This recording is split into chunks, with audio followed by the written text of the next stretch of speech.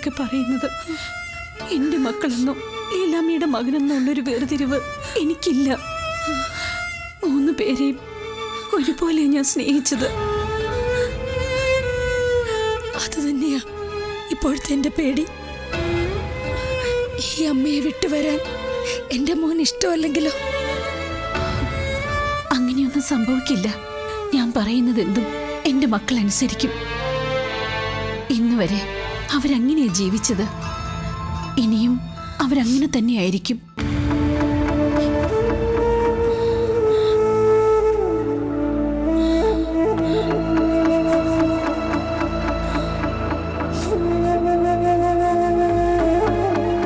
എന്നെ വിശ്വസിക്കൂ, ലീലാമ്മയ്ക്കൊപ്പം ചെല്ലണമെന്ന് ഞാൻ എൻ്റെ മകനെ കൊണ്ട് സമ്മതിപ്പിക്കും.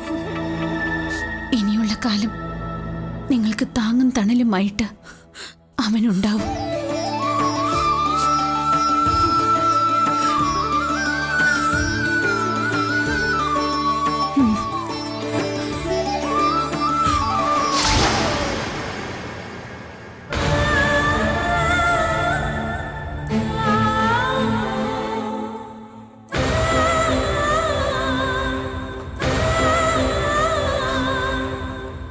അച്ഛൻ എന്തിനാ ഇങ്ങനെ വിഷമിക്കുന്നത്? 6 മാസത്തിനുള്ളിൽ നല്ലൊരു ചേഞ്ച് അഭിരാമിക്ക് ഉണ്ടാവുമെന്ന് ഡോക്ടർ പറഞ്ഞില്ലേ? നമ്മുടെയൊക്കെ പ്രാർത്ഥന കൂടെയുള്ളപ്പോൾ അത് സംഭവിക്കും. മോളെ ഇവിടെ ആക്കിയിട്ട് പോകുന്നത് മനസ്സുകൊണ്ട് ഇപ്പോഴും യോജിക്കാൻ പറ്റാത്ത കാര്യമാണ്. പിന്നെ എല്ലാവരും കൂടി നിർബന്ധിച്ചപ്പോൾ ഞാനത് സമ്മതിച്ചോന്നേ ഉള്ളൂ. അതിനിപ്പോൾ എന്താ? അഭിരാമിക്ക് ഇവിടെ ഒരു കുറവും ഉണ്ടാവില്ല. കാർത്തികേ, നീ അച്ഛനോടൊന്ന് പറഞ്ഞു കൊടുക്ക്. അച്ഛനൊരു പേടിയും വേണ്ട. അഭിയുടെ മനസ്സ് വേദനിപ്പിക്കുന്ന ഒരു പ്രവൃത്തിയും ഇവിടെ ആരിൽ നിന്നുണ്ടാവില്ല. ആ കാര്യത്തിൽ അച്ഛൻ എന്നെ വിശ്വസിക്കാം. അച്ഛൻ സമാധാനമായിട്ട് പോയിട്ട് വാ. കാർത്തികേ, ഒന്ന് വന്നേ.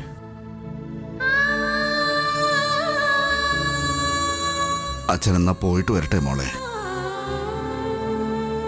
നിനക്കൊന്നുമില്ല. നീ ആ പഴയ അഭിരാമിയായിട്ട് തിരിച്ചു വരും, എനിക്ക് ഉറപ്പാ.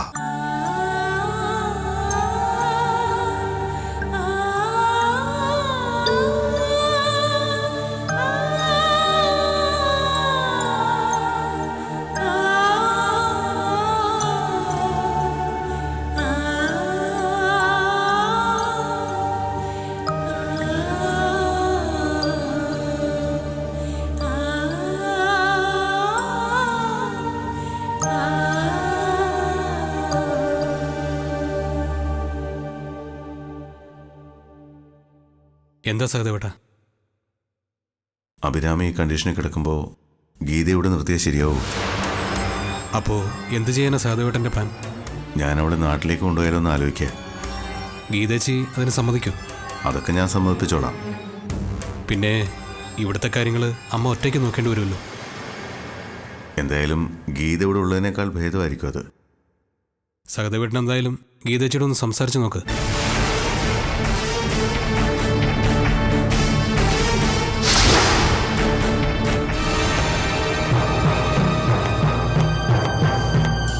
സഹദേവേട്ടൻ ഇതെന്തൊക്കെയായി പറയുന്നേ? നാട്ടിലേക്ക് പോകാൻ തീരുമാനിച്ചിരുന്നു എന്നത് സത്യവാ. പക്ഷെ ഇപ്പോ അതിന് പറ്റിയ സാഹചര്യമാണോ? സാഹചര്യത്തിന് ഒരു കുഴപ്പമില്ല. ഞാൻ ഇവിടുന്ന് വന്നാ പിന്നെ അഭിരാമിയുടെ കാര്യങ്ങൾ ആരും നോക്കും? അഭിരാമിയെ ശുശ്രൂഷിക്കാൻ വേണ്ടിയാണോ നീ ഇവിടെ നിൽക്കുന്നത്? പിന്നല്ലാതെ. എടീ, നിന്നെ എനിക്ക് നന്നായിട്ടറിയാം. അഭിരാമിയുടെ മേൽ കുതിര കയറാൻ നിനക്ക് വീണ് കിട്ടിയിരിക്കുന്ന ഒന്നാന്തര അവസരം ഇത്. നീ അത് നല്ല വൃത്തിയായിട്ട് ഉപയോഗിക്കും. ആ പാവം പെണ്ണിനെ നക്ഷത്രക്കാൽ എണ്ണിക്കുകയും ചെയ്യും. അതുകൊണ്ട് ഇവിടെ നിൽക്കാമെന്നുള്ള നിന്റെ ആഗ്രഹം നടക്കില്ല. ഞാനത് നടത്തി തരില്ല. അയ്യോ, എന്നെപ്പറ്റി അങ്ങനെയാണോ സഹദേവേട്ടൻ ധരിച്ചു വെച്ചിരിക്കുന്നത്? അഭിരാമിയോട് എനിക്ക് ശത്രുത ഉണ്ടായിരുന്നു എന്നുള്ളത് നേരാ. അവള് ആത്മഹത്യക്ക് ശ്രമിച്ചപ്പോഴും സീരിയസ് ആയിട്ട് ആശുപത്രി കിടന്നപ്പോഴും എനിക്ക് യാതൊരു വിഷമവും തോന്നിയതുമില്ല. പക്ഷേ ഇപ്പോഴത്തെ അവളുടെ അവസ്ഥ അതെന്നെ തളർത്തി കളഞ്ഞു. ഈ അവസ്ഥ അത് ഞാൻ ഒരിക്കലും പ്രതീക്ഷിച്ചില്ല. എടീ, നീ ഇത് മനസ്സിൽ തട്ടി തന്നെ പറയാണോ? സഹദേവേട്ടൻ എന്നെ വിശ്വസിക്കണമെന്ന് എനിക്ക് യാതൊരു നിർബന്ധവും ഇല്ല. ആർക്കായാലും എന്റെ ഈ മാറ്റം വിശ്വസിക്കാൻ പറ്റുകയുമില്ല. എന്തിന്? എന്റെ അമ്മ പോലും വിചാരിക്കുന്നത് എനിക്കിപ്പോ ഭയങ്കര സന്തോഷമായിന്നാ. ഒരു നിമിഷം കൊണ്ട് ഞാൻ അഭിരാമിയോട് പക വീട്ടും.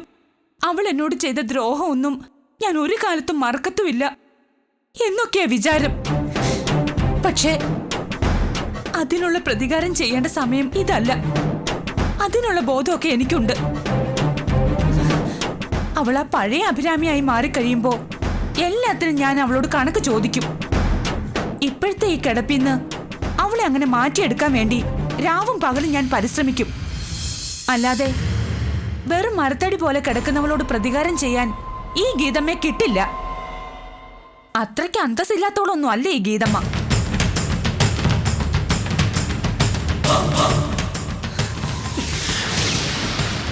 എന്താ ഇങ്ങനെ നോക്കുന്നേ?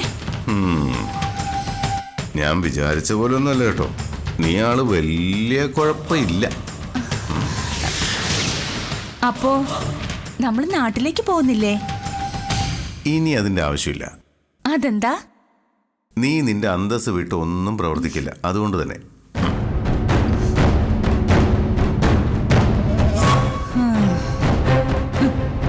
എടോ സഹദേവ, മരം കൊത്തി താൻ മനസ്സിൽ കാണുമ്പോ ഈ ഗീതമ്മ മരത്തിൽ കാണും. തനിക്ക് എന്നെ ഇവിടുന്ന് കൊണ്ടുപോണോ അല്ലേ? എന്നെ തനിക്ക് ഇവിടുന്ന് പാക്ക് ചെയ്യിപ്പിക്കണം. തന്നെ ഞാൻ ഇവിടുന്ന് പാക്ക് ചെയ്യിപ്പിക്കും. എന്നിട്ട് ആ അഭിരാമിയോടുള്ള എന്റെ പക മുഴുവൻ ഞാൻ തീർക്കും. ഇത് ദൈവം എന്റെ കൈവെള്ളയിൽ വെച്ച് തന്ന അവസരവാ.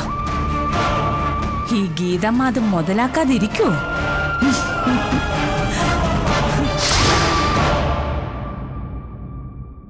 സർവ്വ കുഴപ്പങ്ങൾ ഉണ്ടാക്കി വെക്കുന്നത് കവിതയാ. അവൾ ഓരോന്ന് പറഞ്ഞ് മൈഥിലിയിടത്തെ കൂടി തെറ്റിദ്ധരിപ്പിച്ചിരിക്കുക. ഏട്ടത്തെ അതൊന്നും പുറമേ പ്രകടിപ്പിക്കുന്നില്ലെങ്കിലും എനിക്കതൊക്കെ മനസ്സിലാവുന്നുണ്ട്. നന്നാവാൻ ഒന്നിൽ കൂടുതൽ അവസരങ്ങൾ കവിതയ്ക്ക് നമ്മൾ കൊടുത്തതാ. പക്ഷേ അതൊന്നും ഫലം കണ്ടില്ല. ഞാൻ ഇനി എന്താ ചെയ്യേണ്ടതെന്ന് അമ്മ പറഞ്ഞതാ. അമ്മ പറയുന്നത് പോലെ ഞാൻ ചെയ്യാം. ആദ്യം വേണ്ടത് കവിതയെ ഈ വീട്ടിൽ നിന്നും ഒഴിവാക്കുക എന്നുള്ളതാണ്. ഒഴിവാക്കുക എന്ന് വെച്ചാ അമ്മ എന്താ ഉദ്ദേശിച്ചത്? ഇവിടുന്ന് പറഞ്ഞു വിടാനോ? ഏയ് അല്ല, അങ്ങനെ എന്തെങ്കിലും ചെയ്താൽ അവളുടെ ശല്യം കൂടുകയുള്ളൂ. പിന്നെ എന്താ അമ്മ വേണ്ടത്? അവള് പോലും അറിയാതെ അവളെ ഇവിടുന്ന് ഒഴിവാക്കണം. അതിന് പറ്റൂ നിനക്ക്? ഞാൻ അവൾക്ക് നമ്മുടെ കമ്പനിയിൽ ഒരു ജോലി കൊടുത്താലോ? അത് കൊള്ളാം. അങ്ങനെയാണെങ്കിൽ ഓഫീസ് ടൈമിൽ അവളുടെ ശല്യം ഇനി ഈ വീട്ടിലുണ്ടാവില്ല. പിന്നെ നിന്റെ കൺവെട്ടത്ത് തന്നെ കാണുകയും ചെയ്യും. എന്നാ ഈ കാര്യം ഞാൻ ഇപ്പൊ തന്നെ അവളോട് ചെന്ന് പറയാം.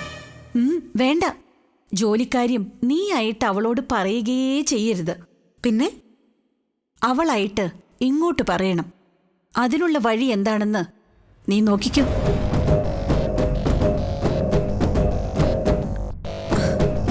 അതിന് ഏറ്റവും നല്ല വഴി മൈഥിലിയെടുത്തിയാ. അമ്മ നോക്കിക്കോ, അഴകത്ത് കമ്പനിയിൽ ഏതെങ്കിലും ഒരു പോസ്റ്റ് തരണമെന്നും പറഞ്ഞ് കവിത അമ്മയുടെ മുമ്പിൽ വരും. മൈഥിലിയെടുത്തെ ഉപയോഗിച്ച് അതിനുള്ള വഴി ഞാൻ ഒരുക്കി വെക്കുന്നുണ്ട്.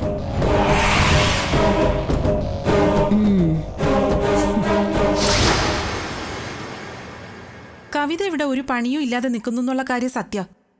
പക്ഷേ അതുകൊണ്ടിപ്പോ വേറെ പ്രശ്നമൊന്നുമില്ലല്ലോ. അവൾ ഇവിടെ നിൽക്കുന്നതുകൊണ്ട് പല പ്രശ്നങ്ങളും ഉണ്ടാവും ഏട്ടത്തി. ചിലപ്പോൾ അതുകൊണ്ട് ഏറ്റവും കൂടുതൽ ദോഷം ഉണ്ടാവുന്നത് ഏട്ടത്തിക്ക് തന്നെയായിരിക്കും. എനിക്കോ? എനിക്കെന്ത് അപകടം ഉണ്ടാവാനാ? അന്ന് ജ്യൂസിൽ വിഷം കലക്കി തന്നതുപോലെ അവൾ ഇനി എന്തേലും ചെയ്താലോ? ഏയ്, അവളിനി അങ്ങനെയൊന്നും ചെയ്യില്ല. ആ കാര്യത്തിൽ ഏട്ടത്തിക്ക് എന്താ ഇത്ര ഉറപ്പ്? ഇനി ഉപദ്രവിക്കില്ലെന്ന് ഏട്ടത്തിക്ക് അവള് വാക്ക് തന്നിട്ടുണ്ടോ? ഏയ്, അങ്ങനെ ഒരു വാക്കും അവൾ എനിക്ക് തന്നിട്ടില്ല. ഞാൻ എന്റെ ഒരു തോന്നൽ പറഞ്ഞേ ഉള്ളൂ. എന്നാ ഞാനും അതുപോലൊരു തോന്നൽ പറയട്ടെ. നമ്മൾ ഒരുമിച്ച് നിന്നാ കവിതയ്ക്കിട്ടൊരു പണി നമുക്ക് കൊടുക്കാൻ കഴിയും. എങ്ങനെ? ഞാൻ അവൾക്ക് നമ്മുടെ ഓഫീസിലൊരു ജോലി കൊടുക്കും. നീ അവൾക്ക് എന്ത് ജോലിയാ കൊടുക്കാൻ ഉദ്ദേശിക്കുന്നത്? ഇന്ന ജോലിയെന്നൊന്നുമില്ല, എന്തെങ്കിലും ഒന്ന്. അവൾ അധിക സമയം അഴകത്ത് കാണരുത്. എനിക്കത്രേ ഉള്ളൂ. പറഞ്ഞ പോലെ ഓഫീസിലൊരു ജോലി കൊടുത്താ അഴകത്ത് അവളുടെ ശല്യം ഉണ്ടാവില്ലല്ലേ? അതെടുത്തേ. അപ്പൊ എനിക്ക് എന്റെ കാര്യങ്ങൾ നടത്തിയെടുക്കാനും പറ്റും. ഒന്നിനും അവള് തലയിടില്ല. എന്ത് കാര്യങ്ങൾ? അല്ല, കുഞ്ഞിന്റെ കാര്യം അതാ ഞാൻ ഉദ്ദേശിച്ചേ. അപ്പോ ജോലിക്കാരിയും ഏട്ടത്തി തന്നെ അവളോട് പറയൂ. പറയാം. എനിക്കും ഗുണമുണ്ടാവുന്ന കാര്യല്ലേ. ഇങ്ങനൊരു ജോലിക്ക് അവളെ കൊണ്ട് സമ്മതിപ്പിച്ച അഴകത്ത് അവളുടെ ശല്യവും കുറഞ്ഞു കിട്ടുമല്ലോ.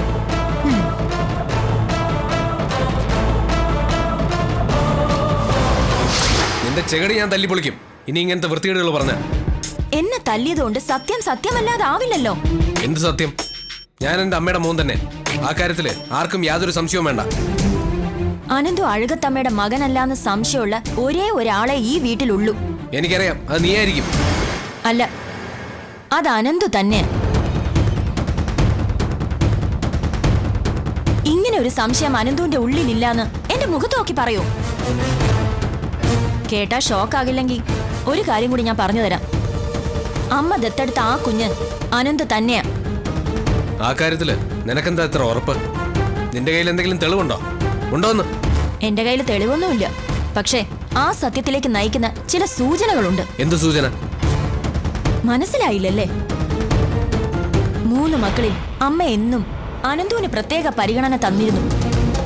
അനന്തു ആഗ്രഹിച്ച കാര്യങ്ങളൊക്കെ മറ്റാരെ വേദനിപ്പിച്ചിട്ടാണെങ്കിലും അമ്മ അനന്തുവിന് സാധിച്ചു തന്നിട്ടുണ്ട്. അനന്തുവിന്റെ അമ്മയ്ക്ക് അനന്തുവിനോട് ഒരു സോഫ്റ്റ് കോർണർ ഉണ്ടാവേണ്ട കാര്യം എന്താ? ആലോചിച്ച് നോക്കിയിട്ടുണ്ടോ എപ്പോഴെങ്കിലും?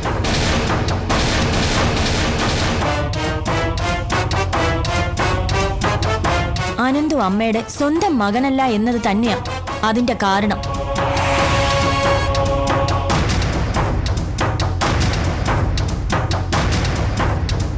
ടെൻഷനാവാൻ വേണ്ടി പറഞ്ഞതല്ല. അമ്മ ഉപേക്ഷിച്ചാലും ഇനി ആരൊക്കെ ഉപേക്ഷിച്ചാലും അനന്തുവിന് ഈ ഞാനുണ്ട്. എന്റെ അമ്മയ്ക്ക് ഞങ്ങൾ മക്കൾ ആരും ഉപേക്ഷിക്കാൻ കഴിയില്ല. അത് അനന്തുവിന്റെ വിശ്വാസമാ. പക്ഷേ അഴകത്തമ്മ വാക്ക് പറഞ്ഞാൽ തെറ്റിക്കാറില്ലല്ലോ. അപ്പൊ പിന്നെ എന്ത് ചെയ്യും? ലീലാമ്മ എന്ന സ്ത്രീക്ക് കൊടുത്ത വാക്ക് അഴകത്തമ്മ മറക്കൂ?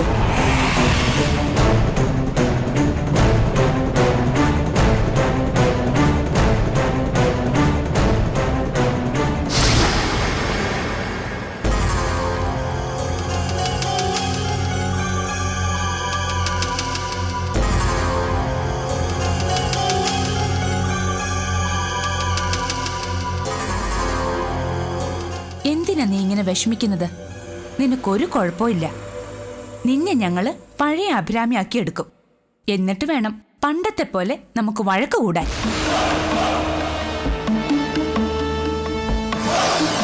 എന്നെ ഒരു പാഠം പഠിപ്പിക്കാനായിട്ടാണ് നീ സഹദേവേട്ടനുമായിട്ടുള്ള കല്യാണക്കാര്യം കൊണ്ടുവന്നതെങ്കിലും അത് നന്നായി. ആള് ഒരു പാവമാ. എന്നെ പോലെ അഹങ്കാരം പിടിച്ച ഒരുത്തിക്ക് ഇങ്ങനൊരു പാവത്താനെയൊന്നും ഭർത്താവായിട്ട് കിട്ടില്ല. സത്യം പറഞ്ഞ സഹദേവേട്ടന്റെ കാര്യത്തിൽ ഞാനൊരു ഭാഗ്യവതിയാ.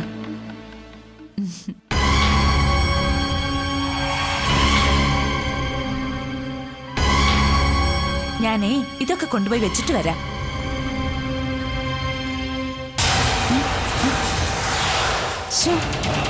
ഇവിടെ നിൽക്കുന്നുണ്ടായിരുന്നോ? അപ്പോ ഞാൻ പറഞ്ഞതൊക്കെ കേട്ട് കാണുമല്ലോ.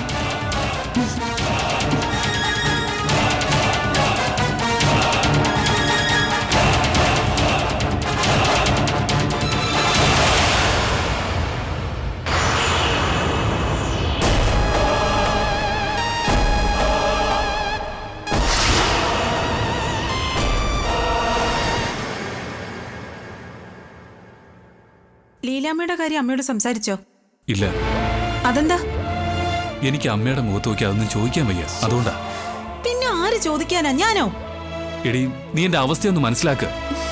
ഓരോന്ന് ആലോചിച്ചിട്ട് എനിക്ക് യാതൊരു മനസമാധാനവും ഇല്ല. ഓ, അങ്ങനെ വിചാരിച്ചോണ്ടിരുന്നിട്ട് ഒരു കാര്യമില്ല അരവിന്ദേട്ടാ. എന്തെങ്കിലും ചെയ്യുന്നുണ്ടെങ്കിൽ ബുദ്ധിപരമായി ഇപ്പൊ ചെയ്യണം. എന്ത് ചെയ്യാനാ? എനിക്കിപ്പോ ഒന്നും ചെയ്യാൻ തോന്നുന്നില്ല.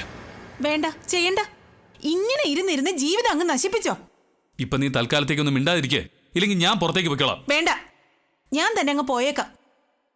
ദേ, പക്ഷെ ഒന്ന് ഞാൻ പറഞ്ഞേക്കാം. എത്രയും പെട്ടെന്ന് എന്തെങ്കിലും ചെയ്തില്ലെങ്കിൽ അരവിന്ദേട്ടൻ അഴകത്ത് ആരും അല്ലാതാവും. അന്ന് ഞാൻ ഈ പറയുന്നതിൻ്റെയൊക്കെ വില അരവിന്ദേട്ടൻ മനസ്സിലാക്കിക്കോളൂ.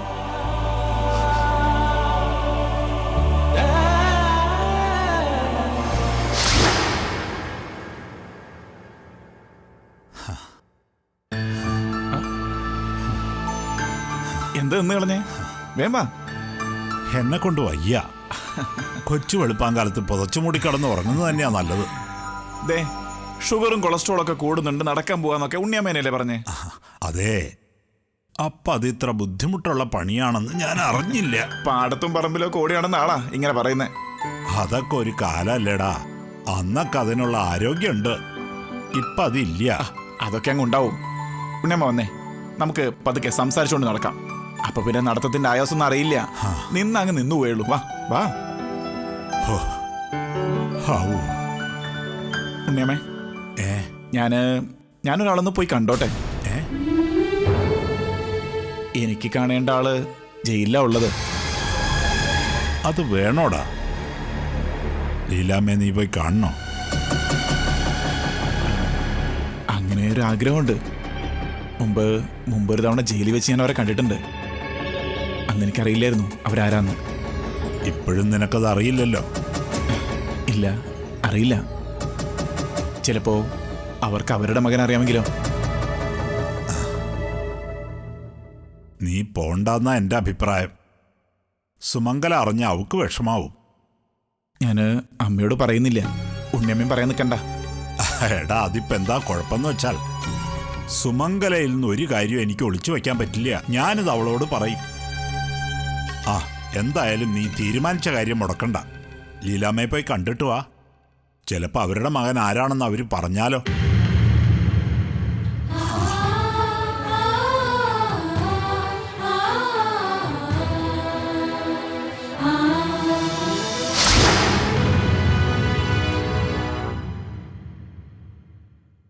മോനെ, എന്നെ കാണാനായിട്ട് തന്നെ വന്നതാണോ?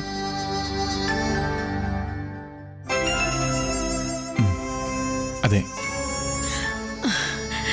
ആണോ? വെറുതെ എനിക്കൊന്നൊന്ന് കാണണമെന്ന് തോന്നി.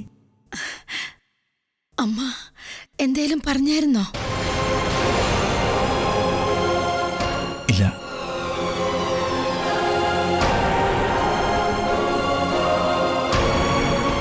ഇവിടെ സുഖമാണോ?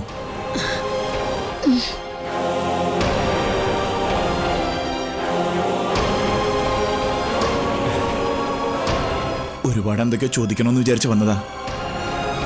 ഒക്കെ മറന്നു. പെട്ടെന്നൊന്നും ഓർത്തെടുക്കാനും പറ്റുന്നില്ല. ഒന്ന് സംസാരിച്ചില്ലെങ്കിലും സാരമില്ല. മോൻ എന്നെ ഒന്ന് കാണാൻ വന്നല്ലോ, അത് മതി.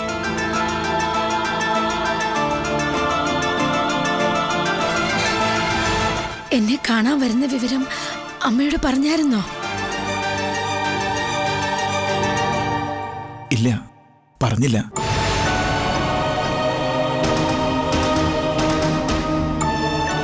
പറഞ്ഞ അമ്മ സമ്മതിച്ചില്ലെങ്കിലോ എന്നുള്ള പേടിയോണ്ടല്ല. എന്തോ എനിക്കങ്ങോട്ട് പറയാൻ തോന്നിയില്ല.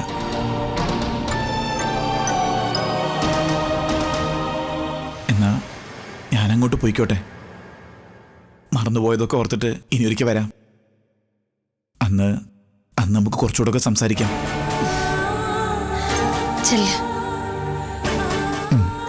പോയിട്ട് വാ.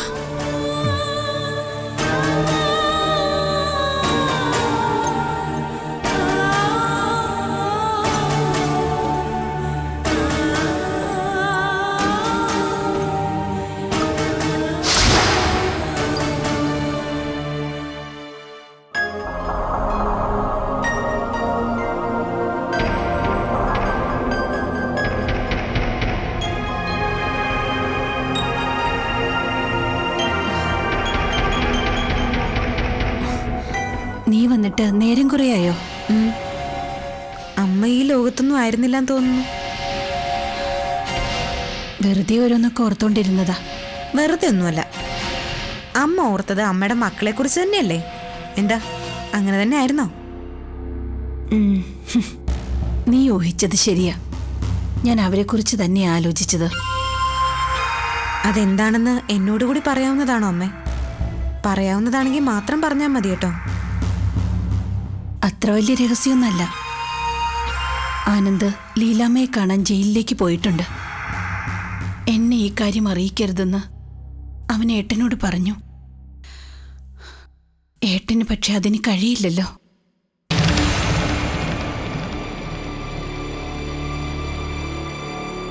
സാർ അവരെ കാണാൻ പോയതിൽ അമ്മയ്ക്ക് വിഷമമുണ്ടോ? 3 പേരിൽ ഒരാൾ ലീലാമ്മയ്ക്ക് അവകാശപ്പെട്ടത് തന്നെയാ. പക്ഷേ എൻ്റെ മക്കളിൽ ലീലാമ്മയോട് അടുപ്പം കാണിക്കുമ്പോൾ അതെനിക്കൊരു നോവാ. സ്വാർത്ഥതയാണെന്നറിയാം മോളെ. എന്നാലും അങ്ങനെ ചിന്തിക്കാൻ പറ്റുന്നുള്ളൂ. അത് ശരിയല്ല. ഞാൻ എൻ്റെ മനസ്സിനെ മാറ്റിയെടുക്കണം. എന്നെപ്പോലെ അവരും ഒരു അമ്മയാ. അത് ഞാൻ മനസ്സിലാക്കണം. മതി അമ്മേ, ഇനി അമ്മ ഒന്നും പറയണ്ട. പറഞ്ഞാൽ അമ്മ കരയും. എനിക്ക് ആ കണ്ണീര് കാണാൻ വയ്യ.